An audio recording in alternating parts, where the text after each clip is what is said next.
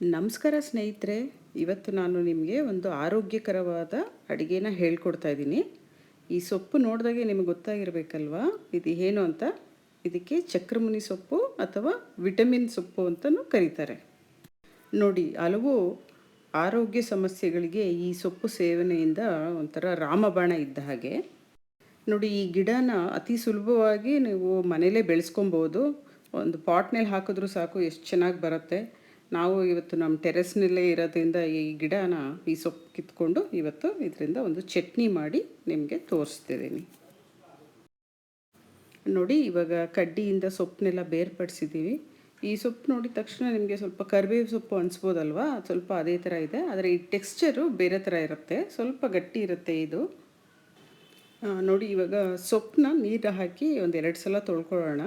ಇದಕ್ಕೊಂದು ಸ್ವಲ್ಪ ಉಪ್ಪು ಕೂಡ ಬೆರೆಸ್ಕೊಳ್ಳೋಣ. ಏನಾದರೂ ಒಂದು ಸ್ವಲ್ಪ ಸಣ್ಣ ಪುಟ್ಟ ಕ್ರಿಮಿಕೀಟಗಳಿದ್ದರೆ ಎಲ್ಲನೂ ಸಾಯುತ್ತೆ. ಇದು ನೀರು ಅಷ್ಟು ಹಿಡಿಯಲ್ಲ ಈ ಸೊಪ್ಪು, ನೀವು ನೋಡಿದ್ರೆ ಗೊತ್ತಾಗತ್ತೆ. ಇದು ಹಾಗೇನೇ ಈ ಟೆಕ್ಸ್ಚರ್ ಇರೋದೇ ಹೀಗೆ. ಒಂದು 10 ನಿಮಿಷ ನೆನೆಸಿಟ್ರೆ ಚೆನ್ನಾಗಿರುತ್ತೆ ಇದು.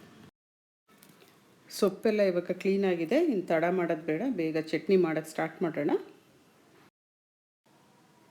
ನೋಡಿ, ಚಕ್ರಮುನಿ ಸೊಪ್ಪು ಚಟ್ನಿ ಮಾಡೋಕ್ಕೆ ಮೊದಲನೇದಾಗಿ ಸೊಪ್ಪನ್ನು ಚೆನ್ನಾಗಿ ಹುರಿಬೇಕಾಗತ್ತೆ. ಇದು ಎಣ್ಣೆ ಏನು ಹಾಕೋದು ಬೇಡ, ಸ್ವಲ್ಪ ನೀರು ಅಂಶ ಅದೆಲ್ಲ ಹಾವಿ ಆಗಲಿ, ಆಮೇಲೆ ಒಂದು ಚಮಚ ಎಣ್ಣೆ ಹಾಕಿ ಹುರಿಬೇಕು. ಅದೆಲ್ಲ ಹಸಿ ವಾಸನೆ ಹೋಗೋವರೆಗೂ ಸ್ವಲ್ಪ ಚೆನ್ನಾಗೇ ಹುರ್ಕೊಳ್ಳೋಣ. ಸ್ನೇಹಿತರೆ, ಈ ಸೊಪ್ಪಿನಲ್ಲಿ vitamin A, vitamin C, iron ಮತ್ತು ಕ್ಯಾಲ್ಶಿಯಂ ಕಂಟೆಂಟು ಹೆಚ್ಚಾಗಿರುತ್ತೆ. ಸೊ ಕ್ಯಾಲ್ಶಿಯಂ ಕಂಟೆಂಟ್ ಹೆಚ್ಚಾಗಿರೋದ್ರಿಂದ ನಮ್ಮ ಮೂಳೆಗಳು ಗಟ್ಟಿಯಾಗಿರುತ್ತೆ ಈ ಸೊಪ್ಪಿನ ಸೇವನೆಯಿಂದ. ನೋಡಿ, ಸುಲಭವಾಗಿ ಮನೇಲೇ ಬೆಳ್ಕೊಳ್ಳೋ ಈ ಸೊಪ್ಪಿನಿಂದ ನಮ್ಮ ಆರೋಗ್ಯಕ್ಕೆ ಎಷ್ಟು ಉಪಯೋಗ ಆಗುತ್ತೆ ಅಲ್ವಾ? ಸೊಪ್ಪು ಇವಾಗ ಚೆನ್ನಾಗಿ ಹುರಿದಾಗಿದೆ. ನೋಡಿ, ಹೀಗೆ ಲೋ ಫ್ಲೇಮ್ನಲ್ಲೇ ಇದನ್ನು ಹುರಿಬೇಕಾಗತ್ತೆ. ತುಂಬ ಹೈ ಫ್ಲೇಮ್ ಮಾಡಿದ್ರೆ ಅದೆಲ್ಲ ಸೊಪ್ಪು ತುಂಬ ಬೆಂದೋಗ್ಬಿಡತ್ತೆ. ಹುರಿದಿರೋ ಸೊಪ್ಪನ್ನ ಒಂದು ತಟ್ಟೆಗೆ ಹಾಕ್ಕೊಂಡು ಇವಾಗ ಅದೇ ಪಾತ್ರೆಯಲ್ಲಿ ಚಟ್ನಿಗೆ ಬೇಕಾಗಿರೋಂಥ ಮಸಾಲೆ ಪದಾರ್ಥಗಳನ್ನ ಎಲ್ಲ ಡ್ರೈ ರೋಸ್ಟ್ ಮಾಡ್ಕೊಳ್ಳೋಣ. ನೋಡೋಣ ಬನ್ನಿ ಯಾವುದು ಪದಾರ್ಥಗಳು ಬೇಕು ಅಂತ.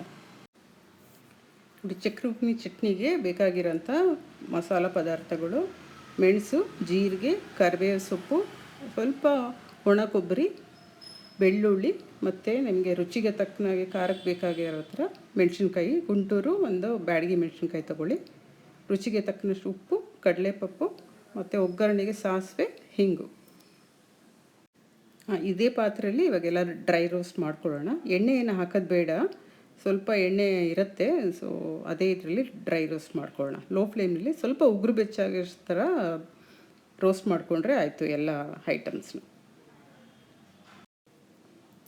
ನೋಡಿ, ಈ ಚಟ್ನಿಲಿ ಮೆಣಸು, ಜೀರಿಗೆ, ಬೆಳ್ಳುಳ್ಳಿ ಎಲ್ಲ ಹಾಕಿರೋದ್ರಿಂದ ಸ್ವಲ್ಪ ನಮ್ಮ ಡೈಜೆಷನ್ಗೂ ಎಷ್ಟು ಆರೋಗ್ಯಕರವಾಗಿರುತ್ತೆ ಇದು.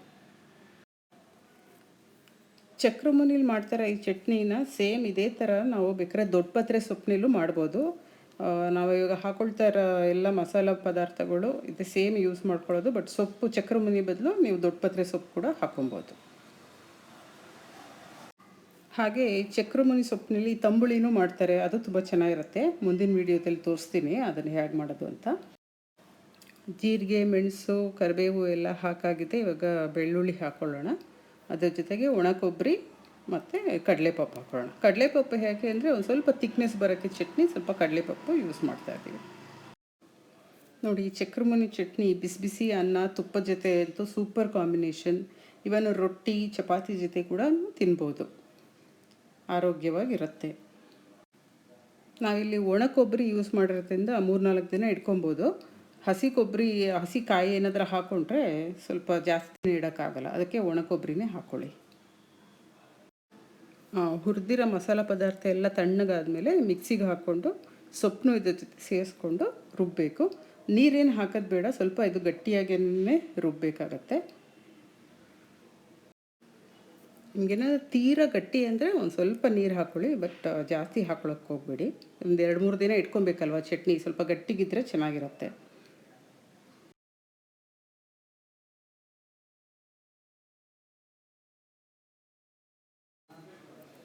ಇವಾಗ ನೋಡಿ, ಇದು ಚಟ್ನಿ ಎಲ್ಲ ರುಬ್ಬಾಗಿದೆ. ಸ್ವಲ್ಪ ಗಟ್ಟಿಗೆ ನೋಡಿದೆ ಎಷ್ಟು ಚೆನ್ನಾಗಿ ಬಂದಿದೆ. ನೋಡಿ, ಕಲರ್ ನೋಡಿ ಎಷ್ಟು ಚೆನ್ನಾಗಿದೆ, ಗ್ರೀನ್. ಇದಕ್ಕೊಂದು ಒಗ್ಗರಣೆ ಹಾಕೋಣ ಈಗ. ನೀವು ಅದೇ ಪ್ಯಾನ್ನಲ್ಲಿ ಎಣ್ಣೆ ಹಾಕ್ಕೊಂಡು ಸ್ವಲ್ಪ ಸಾಸಿವೆ, ಹಿಂಗು, ಕರಿಬೇವಿನ ಸೊಪ್ಪು ಅಷ್ಟೇ ಇದು ಒಗ್ಗರಣೆ ಹಾಕಿ ಒಂದು 2-3 ನಿಮಿಷ ಈ ಚಟ್ನಿನ ಹುರಿದ್ರೆ ಸಾಕಾಗತ್ತೆ.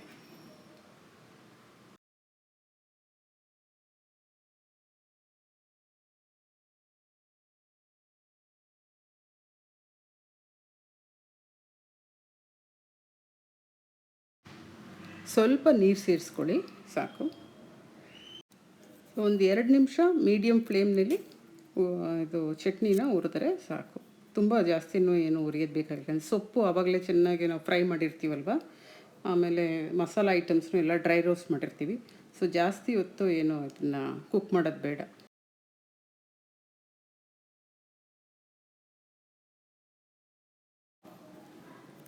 ನೋಡಿ ಸ್ನೇಹಿತರೆ, ಚಟ್ನಿ ಇವಾಗ ಪರ್ಫೆಕ್ಟಾಗಿ ಕುಕ್ ಆಗಿದೆ. ಚಕ್ರಮುನಿ ಚಟ್ನಿ, ಆರೋಗ್ಯಕರವಾಗಿರೋ ಚಟ್ನಿ. ಸೊ ಇದನ್ನೊಂದು ಸರ್ವಿಂಗ್ ಬೌಲ್ಗೆ ಹಾಕ್ಕೊಳ್ಳೋಣ.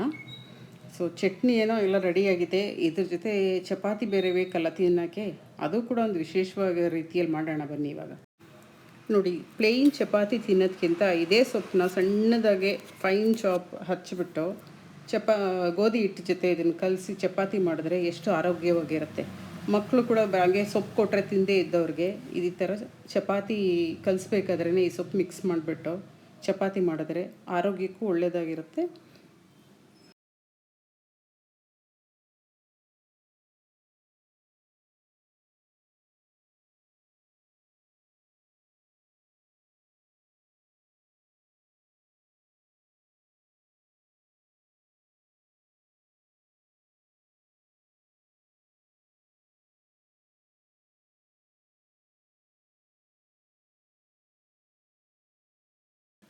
ಸ್ನೇಹಿತರೆ ನೋಡಿ, ಎಷ್ಟು ಚೆನ್ನಾಗಿ ಲೈಕ್ ಮೃದುವಾಗಿ ಇವಾಗ ಹಿಟ್ಟು ತಯಾರಾಗಿದೆ. ನೋಡಿ, ಇದೇ ಥರ ನೀವು ಮೆಂತ್ಯ ಸೊಪ್ಪು ಕೂಡ ಹಾಕ್ಬೋದು, ಚಕ್ರಮುನಿ ಹಾಕ್ಬೋದು ಚಪಾತಿಗೆ. ಸೊ ಪ್ಲೇನ್ ಚಪಾತಿ ತಿನ್ನೋದಕ್ಕಿಂತ ಈ ಥರ ಎಲ್ಲ ಸೊಪ್ಪು ಜೊತೆ ತಿಂದರೆ ನಮ್ಮ ಆರೋಗ್ಯನೂ ತುಂಬ ಚೆನ್ನಾಗಿರುತ್ತೆ. ತಡ ಮಾಡೋದು ಏಕೆ ಸ್ನೇಹಿತರೆ, ನೀವು ಕೂಡ ಬೇಗ ಬೇಗ ಈ ಆರೋಗ್ಯಕರವಾದ ಪೌಷ್ಟಿಕ ಆಹಾರ ಈ ಖಾದ್ಯವನ್ನು ಮಾಡಿ ಹೇಗೆ ಬಂತು ಅಂತ ನಮ್ಮ ಕಮೆಂಟ್ ಸೆಕ್ಷನ್ನಲ್ಲಿ ತಿಳಿಸಿ. ಹಾಗೆ ನೀವು ಮತ್ತೆ ಯಾವ ಸೊಪ್ಪಿಂದ ಇದೇ ಥರ ಚಟ್ನಿ ಮಾಡ್ತೀರಾ ಅನ್ನೋದನ್ನು ನಮ್ಮ ಕಮೆಂಟ್ ಸೆಕ್ಷನ್ನಲ್ಲಿ ತಿಳಿಸಿ. ಹಾಗೆ ನಮ್ಮ ಚಾನೆಲ್ನು ಹೀಗೆ ಸಪೋರ್ಟ್ ಮಾಡ್ತಾಯಿರಿ.